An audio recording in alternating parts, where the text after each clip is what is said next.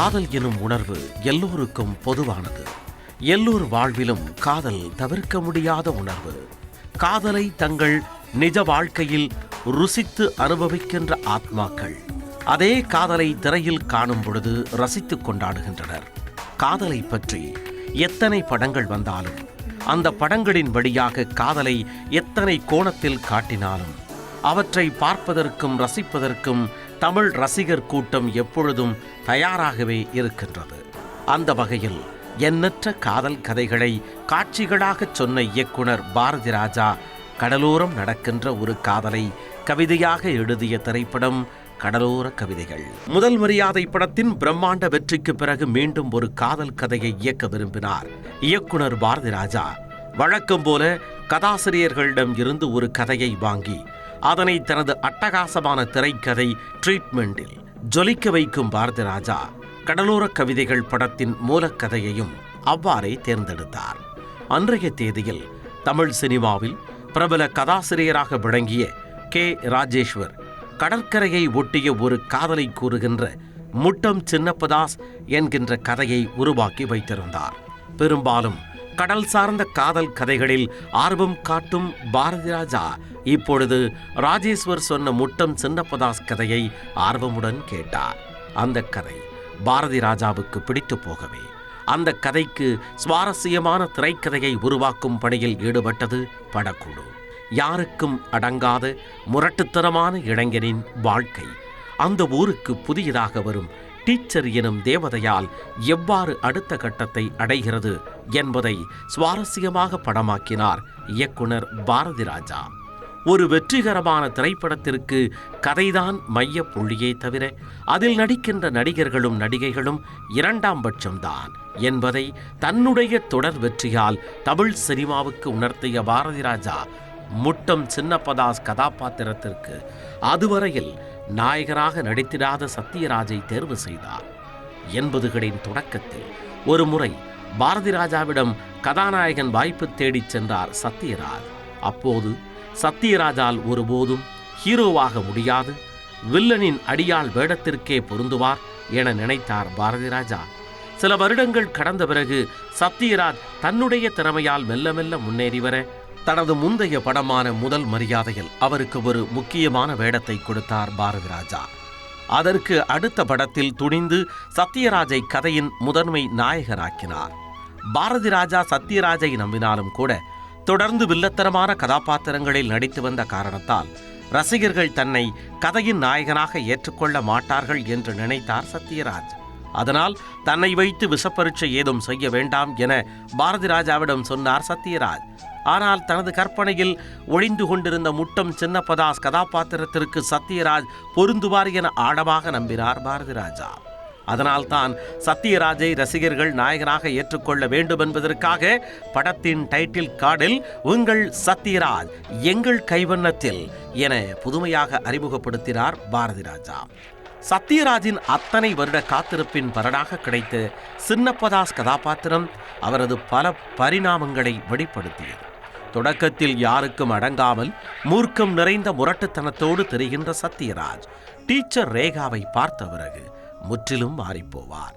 நடை, உடை, பாவனை என எல்லாவற்றையும் மாற்றி காதலில் கசிந்துருகின்ற சத்யராஜ் டீச்சர் ரேகாவின் பிரிவிற்கு பிறகு அப்படியே நொறுங்கி போகின்ற கதாபாத்திரமாகவும் சிறப்பான நடிப்பை வெளிப்படுத்தினார். சின்னப்பதாஸ் என்கின்ற ஒற்றை கதாபாத்திரத்தின் மேல் 3 விதமான குணாதிசயங்களை வெவ்வேறு காலகட்டங்களில் வெளிப்படுத்தி ரசிகர்களின் பாராட்டை பெற்ற சத்யராஜிற்கு மிகப்பெரிய பெயரை வாங்கி கொடுத்தது கடலோர கவிதைகள் திரைப்படம். படத்தின் தொடக்க காட்சியிலேயே அடாவடி நிறைந்த இளைஞராக அறிமுகமாகும் சத்யராஜ் ரேகாவின் அன்பு வலைக்குள் சிக்கும் காட்சிகள் சுவாரஸ்யமானவை. ஊர் பெரிய மனிதர்களே எதிர்த்து கேட்க பயப்படும் ரவுடியான சத்யராஜை கை நீட்டி தைரியமாக அடித்து அறிவுரை கூறுகின்ற ரேகா அதற்கடுத்த காட்சியில் அவரது பசியையும் போக்க முற்படுவார். கண்டிப்பும் அன்பும் அடுத்தடுத்து ரேகாவிடமிருந்து கிடைப்பதால் அந்த கணத்திலேயே அவர் மேல் சத்யராஜுக்கு ஈர்ப்பு வந்துவிடும். தனக்கு எழுத படிக்க தெரியாது என்பதை கமலா காமேஷிடமும் ரேகாவிடமும் அடுத்தடுத்து விவரிக்கின்ற காட்சிகளில் சத்யராஜ் காட்டிய நடிப்பு ரசிக்கத்தக்கது. தேவாலயத்தில் ரேகா தனக்காக பிரார்த்தனை செய்த பிறகு மனதளவில் நிகழ்ச்சியடையும் சத்யராஜ் அதனை வார்த்தைகளில் வெளிப்படுத்துகின்ற விதமும் ரசனைக்குரியதாக இருந்தது. தொடர் முயற்சியோடு ரேகாவை தன்னுடைய குருவாக ஏற்க நினைக்கும் சத்யராஜ் உச்சி வெயிலில் ஒற்றை காலில் நின்று அவரது அன்பை சம்பாதிக்கும் காட்சியில் இருவரது நடிப்புமே சிறப்பான வகையில் வெளிப்பட்டது. படத்தில் சத்யராஜ் அழுவது மாதிரியான பல காட்சிகளை உருவாக்கினார் பாரதிராஜா. குறிப்பிட்ட அந்த காட்சிகளில் அழுவதற்காக தனது கண்களில் கிளிசரின் போடும் பொழுதெல்லாம் சற்றே வித்தியாசமாக உணர்ந்தார் சத்யராஜ். ஆம், வில்லனாகவே நடித்து பழகி போற தனக்கு அழுகிற காட்சிகள் கிடைத்த பொழுது சற்றே ஆச்சரியப்பட்டு போன சத்யராஜ் உணர்வு பூர்வமான காட்சிகள் அனைத்திலும் நெகிழ்ச்சியான நடிப்பை வெளிப்படுத்தினார். வெகு நாட்களாக ஜெனிஃபர் கதாபாத்திரத்திற்கு ஒரு புதுமுக நாயகியை தேடிக்கொண்டிருந்த பாரதிராஜா சரியான பெண் கிடைக்காத காரணத்தால் சற்றே சோர்வானார்.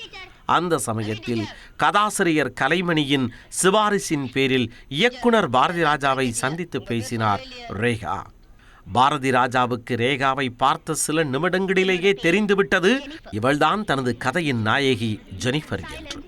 அதன் பிறகு நடிப்பு சார்ந்து ரேகாவுக்கு சில தேர்வுகளை வைத்த பாரதிராஜா அதில் அவர் தேர்வான பிறகே படப்பிடிப்பு தளத்திற்கு அழைத்துச் சென்றார். தொடக்கத்தில் ஜெனிஃபர் கதாபாத்திரத்தின் கணம் புரியாமல் சில இடங்களில் சொதப்பிய ரேகா பிறகு கதையின் ஆழத்தை மிகச்சரியாக புரிந்து கொண்டு சிறப்பான நடிப்பை வெளிப்படுத்தி ரசிகர்களால் ஜெனிஃபர் டீச்சராகவே கொண்டாடப்பட்டார்.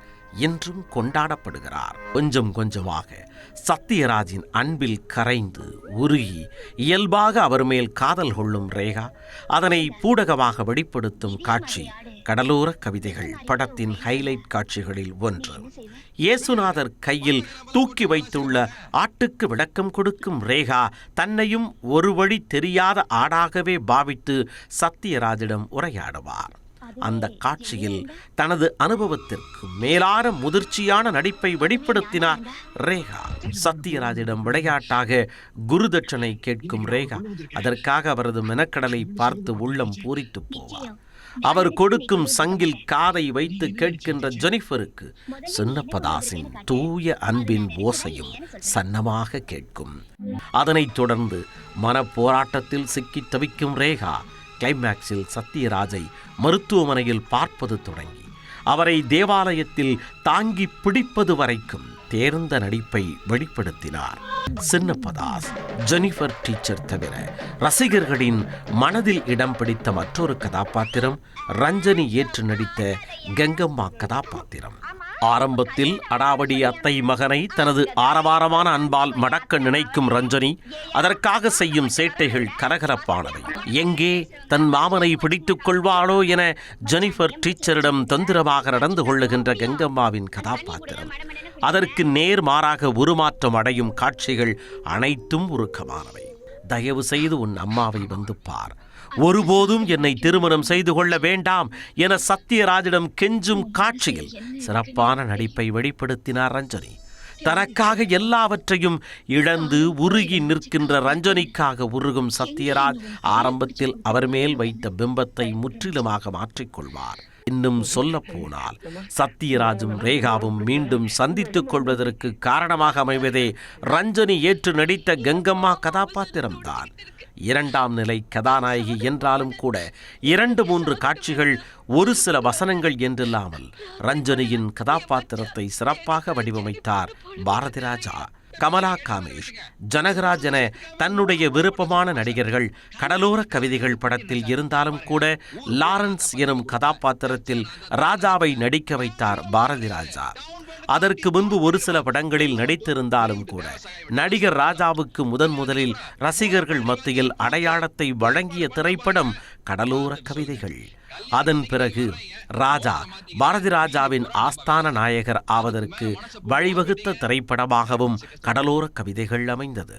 கடலோர கவிதைகள் திரைப்படம் இன்றளவும் ரசிகர்கள் மத்தியில் கொண்டாடப்படுவதற்கு மிக முக்கியமான காரணம் இளையராஜாவின் இசையும் பாடல்களும் தான்.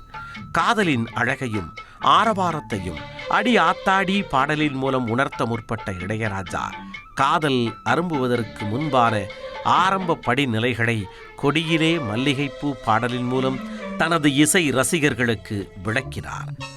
முதல் பட நாயகன் என்கின்ற பாரபட்சம் எல்லாம் பார்க்காமல் அடி ஆத்தாடி, தாஸ் தாஸ், சின்னப்பதாஸ் என 2 பாடல்களிலும் சத்யராஜுக்கு பின்னணி குரல் கொடுத்து பாடல்களை அடுத்த தளத்திற்கு எடுத்துச் சென்றார் இளையராஜா.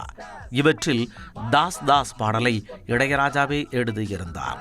கடலோரம் நடக்கின்ற காதலுக்கு கவிதை போல காட்சிகளை உருவாக்கிய பாரதி ராஜா படத்திற்கு கடலோர கவிதைகள் என பெயர் வைக்க விரும்பினார். ஆனால் அந்த டைட்டிலை இயக்குனர் பாலச்சந்தர் முன்பே பதிவு செய்து வைத்திருந்ததால் என்ன செய்வது என்ற குழப்பம் உண்டானது. பிறகு பாரதி ராஜாவின் மேல் தான் வைத்திருந்த அன்பின் காரணமாக கடலோர கவிதைகள் டைட்டிலை விட்டுக் கொடுத்தார் பாலச்சந்தர். ஒரு குறிப்பிட்ட நில அமைப்பை சார்ந்து உருவாகின்ற காதல் படங்களுக்கு எப்பொழுதுமே ரசிகர்கள் மத்தியில் ஈர்ப்பு உண்டு. அந்த வகையில் நெய்தல் நிலத்தை அடிப்படையாக கொண்டு உருவாக்கப்பட்ட கடலோர கவிதைகள் திரைப்படம் பாரதி ராஜாவின் மிகச்சிறந்த காதல் படைப்புகளில் ஒன்றாக இன்றளவும் கொண்டாடப்படுகிறது. தமிழில் வெற்றியடைந்த கடலோர கவிதைகள் தெலுங்கில் நடிகர் சிரஞ்சீவி நடிப்பில் ரீமேக் செய்யப்பட்டது. ஆனால் அங்கே அந்த படம் பெரிய வெற்றியை பெறவில்லை. சில திரைப்படங்கள் தமிழ் நிலத்திற்கும் தமிழ் ரசிகர்களின் உணர்வுகளுக்கும் நெருக்கமாக அமையும். அந்த கோணத்தில் பார்த்தால் கடலோர கவிதைகள் என்றைக்கும் தமிழ் ரசிகர்களால் கொண்டாடப்படக்கூடிய காதல் காவியம்.